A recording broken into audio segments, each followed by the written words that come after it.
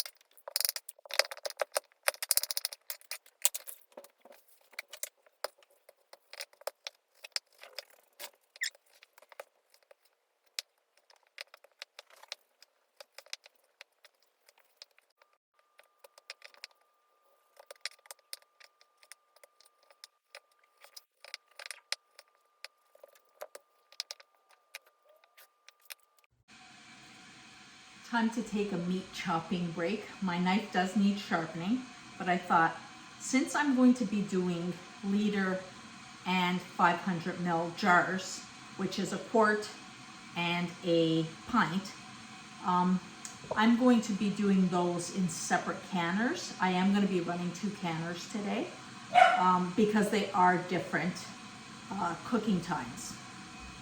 Now with a liter, you could do a cup of meat, cup of potatoes, cup of carrots, cup of onions. I find a cup of onions a little bit too much for my palate, so I will add a little bit more meat, potato, and carrot instead. So the way I like to do it is I don't want to measure. This is for the liter, it would be a cup. For the half liter, 500 ml, it would be a half cup of each. So what I usually do is I don't measure out very well because it's just not my style. So what I'm going to do, and yes, I use my hands. I'm going to put some onions in the bottom, put a layer of meat, and I've kind of divided it 1 cup. Handful of potatoes, handful of carrots, another layer of meat, and you don't have to layer this. layer of potatoes, another layer of, let's put the onions in there, some carrots, and we are good. It's about right. You're leaving at least 1 inch headspace. Make sure you leave your headspace. Let's do the half liter. And for this, it's about, like I said, half a cup of meat. And I layer this as well. Let's start some onions in there, some meat, a handful of potatoes. Like I said, you can measure this if that's how you like to work. I can't be bothered. Some more meat, a few more carrots. I put a couple more potatoes in the top of this one. You notice I am using wide mouth jars. Absolutely, for this, wide mouth jars is the way to go. Now to this, you add some salt. For the liter size, I add 1 teaspoon of salt. For the half liter, half a teaspoon of salt. I add no other seasonings. And because we are working with meat, I have my dish towel here with vinegar on it. I am cleaning the rims and I am adding hot water to the jar to the 1 inch mark.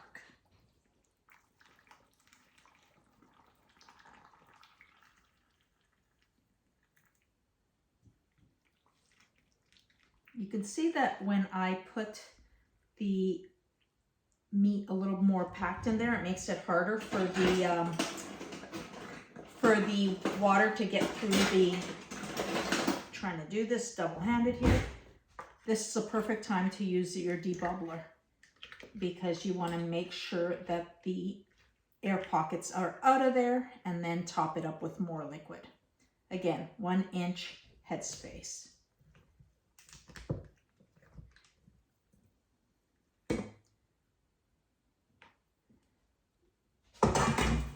Way. Now, since I played around with this so much after cleaning the rim, I will clean the rim again. Your lids need to be washed and clean, but not sanitized, because in the pressure canner, they will get sanitized. That's it. These are going to go into the canner. And I will go through the process of canning just to remind you. 75 minutes for the pint jars, 500 ml, and 90 minutes processing time for the liter or quart size. I'm going to finish up here and I'll take you out to the canner just to remind you how to do things. But that's it. That was easy, don't you think? Just a little bit of work, and the work is with the chopping. The chopping is the intense work, but you do it once and then you're done. So let me finish up and we'll see you outside because I'm going to be canning outside.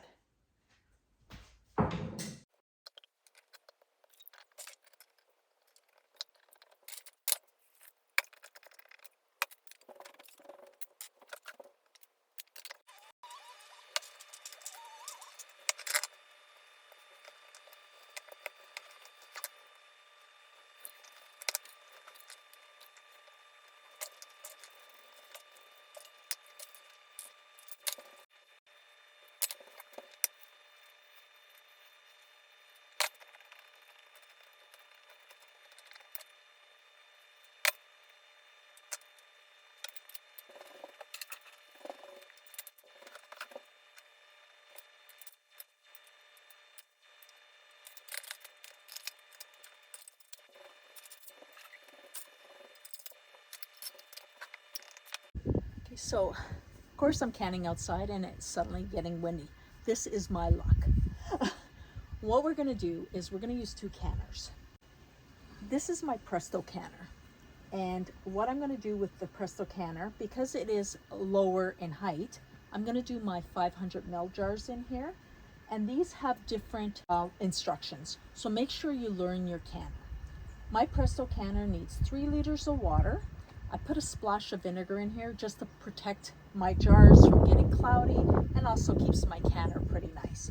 Always make sure that you put a liner in the bottom of your pots to keep the jars from banging. In my All-American, because I have the height, what I'm going to do is do one layer of jars, put in another liner, and then do a second layer of jars. So I am just starting to warm up this canner for my 500 mils because the liquid is hot, the canner needs to be hot, or at least as close as possible. You don't want to create any shock. So I'm going to put in the water required. Right now I have like a liter in there. I need a couple more liters. I'm going to move my jars out here.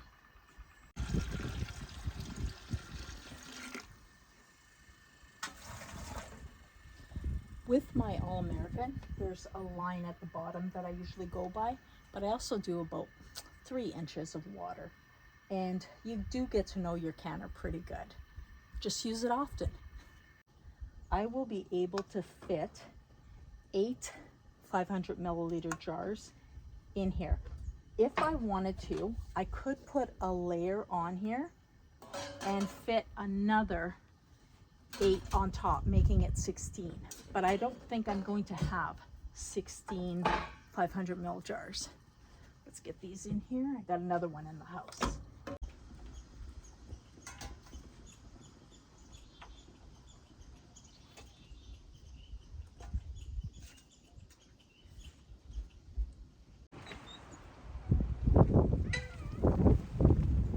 Okay, so I have to admit to a problem I have.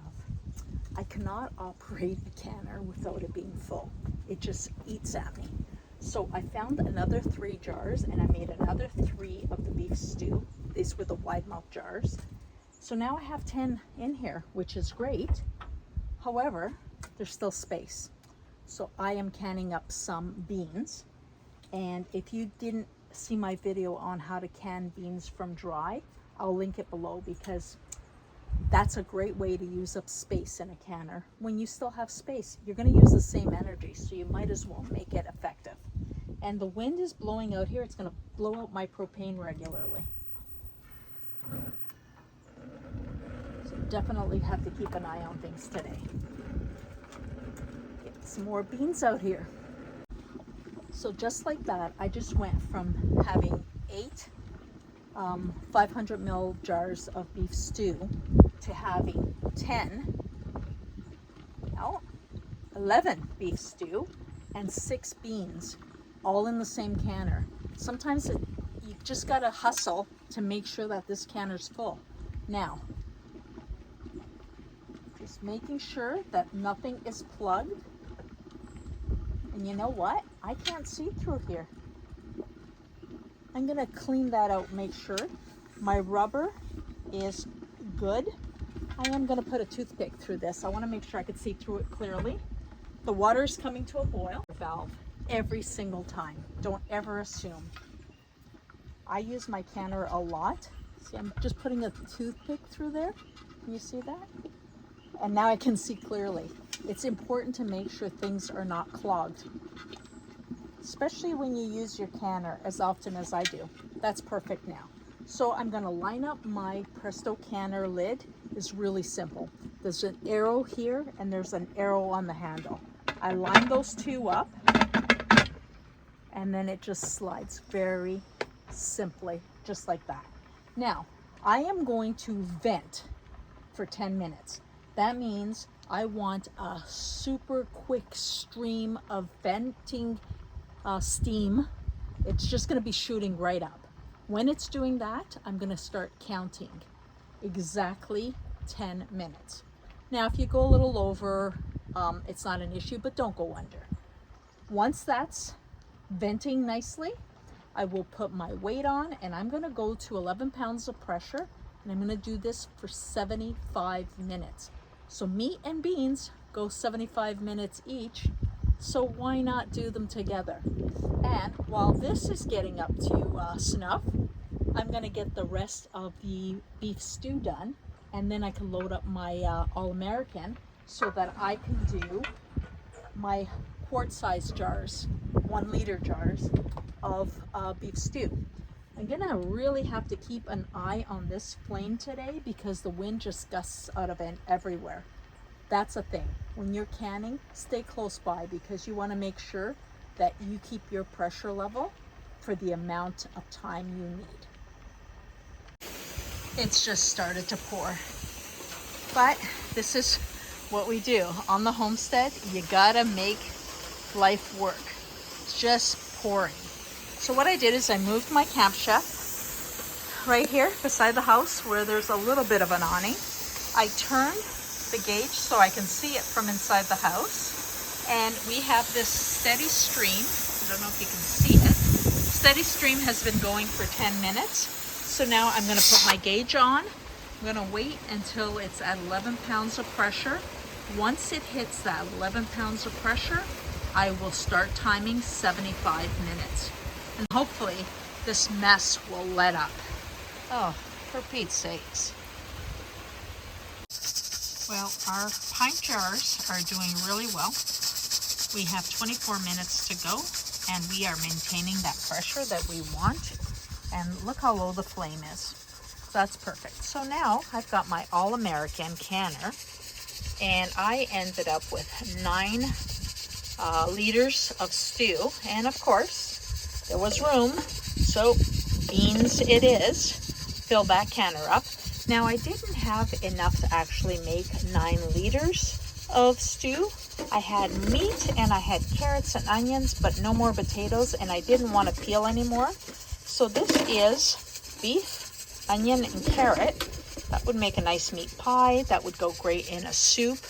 I put it in a different style of jar. It's wide mouth, but it's a different style so that I know which one it is. So when we get it out of the canner, that will get labeled. Now with the All-American canner, the process is a bit different than with the Presto canner. So let me just explain a few things to you. This is just a reminder for those who've watched me do this before. And if you haven't been on our channel before and you're not sure about how the All-American works, this is just give you some idea.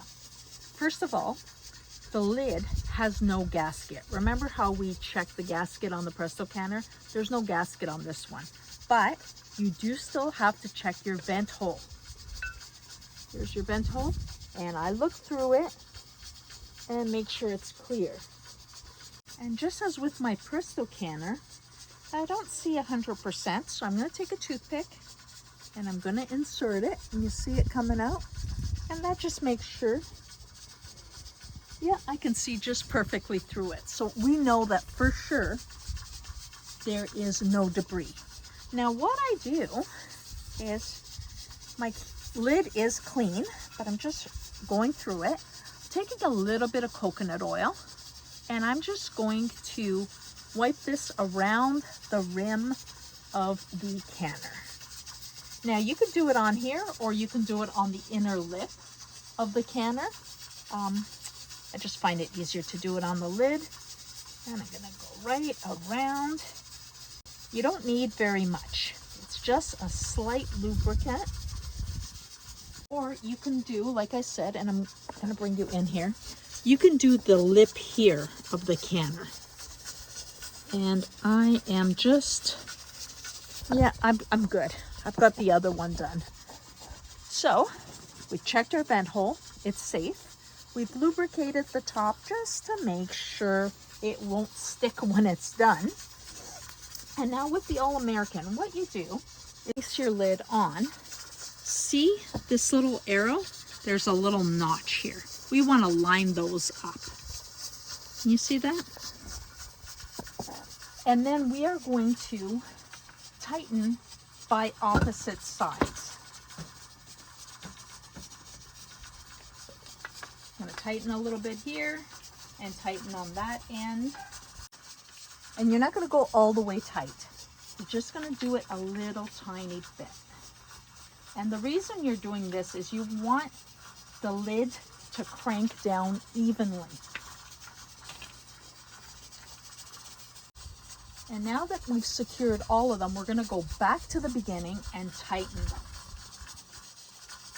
Again, going opposite directions.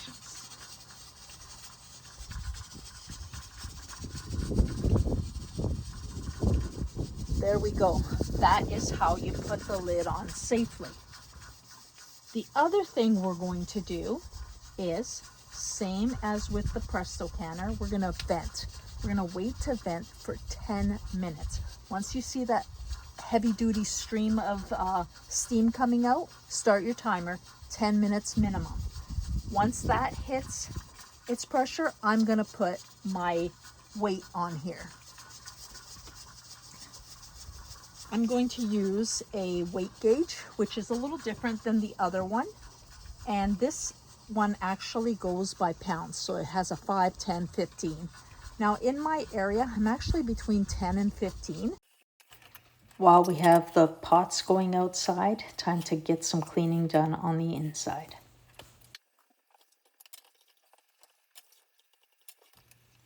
And now you see why my dish rack is always got stuff upside down draining. Our 75 minutes are up for the first batch.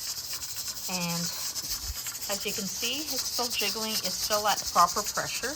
Now what we do is we shut off our flame. And then we let this come down to pressure naturally until it hits 0. Do not touch your gauge, your weight. Do not open this can before it hits 0. And even after it hits 0, I usually wait a good 10 minutes. Our All-American is now been venting for 10 minutes. And we are going to put on that weight. And once it reaches pressure, about 11 pounds for my area, and what I've been giving you is for my elevation. Make sure you figure out what pounds of pressure you need for your elevation. Once this hits about 11 pounds of pressure, I will start timing. Because these are liters, quarts, then that means we need to go for 90 minutes. And our Presto canner has now reached 0 pounds of pressure. I'm gonna let it sit for 10 minutes before removing the weight as well as opening the lid. Now, what we've discussed today is pressure canning. And I do want to share with you that I do some rebel canning. And with this, I know that I've done a beef stew and it's worked out well, so I'm continuing to do it. If you were to water bath can this beef stew, it is not an approved method, but tons of people do it. The Amish do it, the Mennonite do it. They do it in Europe where they don't have pressure canners. So if you're comfortable doing so, do some research and go ahead.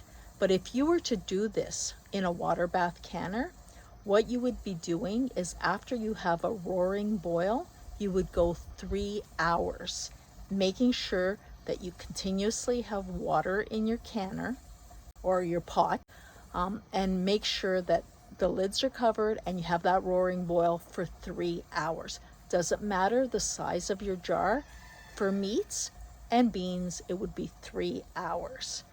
And like I said, it's not an approved method, but tons of people do it. And do your research. It might be something you want to do. Just friggin' pouring. Thank goodness I did move this over, because at least the stove is covered and we were able to finish. The All-American is still coming down in pressure. This one, my Presto, is completely done. So I'm gonna take, look, it's still bubbling. I'm gonna take out a jar just to show you how beautiful this is. I always remove my bands and wash my jars, test for seal. I want to make sure all my jars are clean in the pantry. And then I make sure to dry them well as I place them ready to take to the cold room.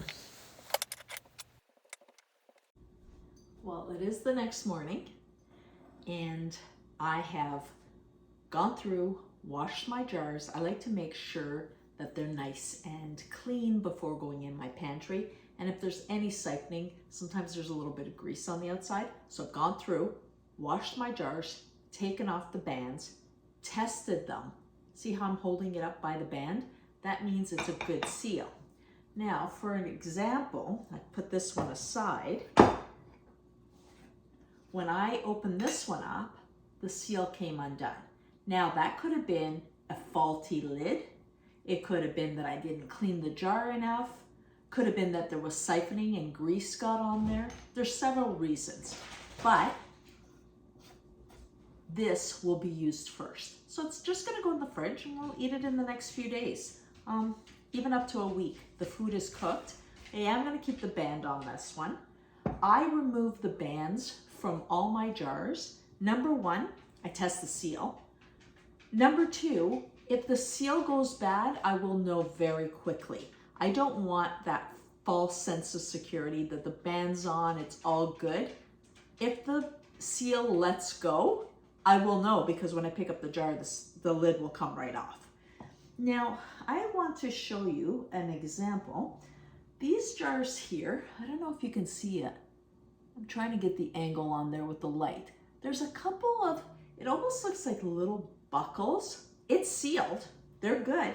But these three here have that little buckle. Now I'm thinking it's manufactured on these lids.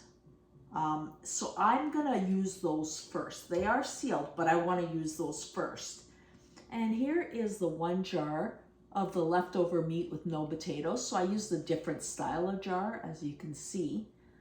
So that stands out for me, even though I can visually see that it's different.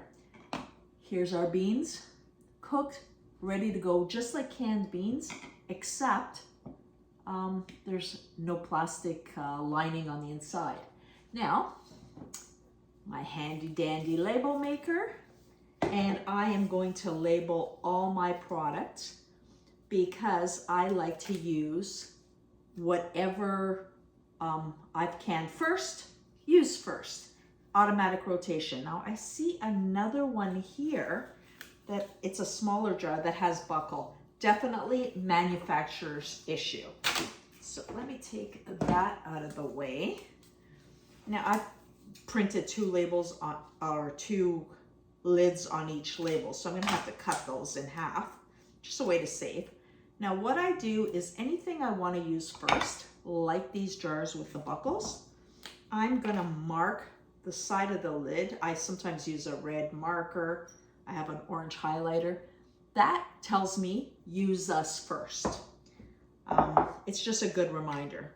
But that is it, my friends. We have canned 1, 2, 3, 4, 5, 6, 7, 8, 9, 10, 11, 12, 13, and in the fridge, 14 quarts of beef stew and 6 quarts of canned beans. Didn't take that long. We have food that is ready to eat on the shelf. Just heat it up and go. In an emergency, you could eat it cold. These are safely canned, so no issue there. And I'm gonna do a video on why I can things like beans rather than keeping them dry. But you know what? That'll be a prepper video that we'll have a nice discussion over. But for now, that's it. Thank you for joining me. Please make sure that you're subscribed to our channel and share with your friends. And I'm always welcoming comments. And if I can, I return replies as soon as I see it pop up on my notifications. Sometimes I'm overwhelmed and I can't, but that's real life on the homestead. For now, that's it. Go out, live your best life, and we'll see you next time.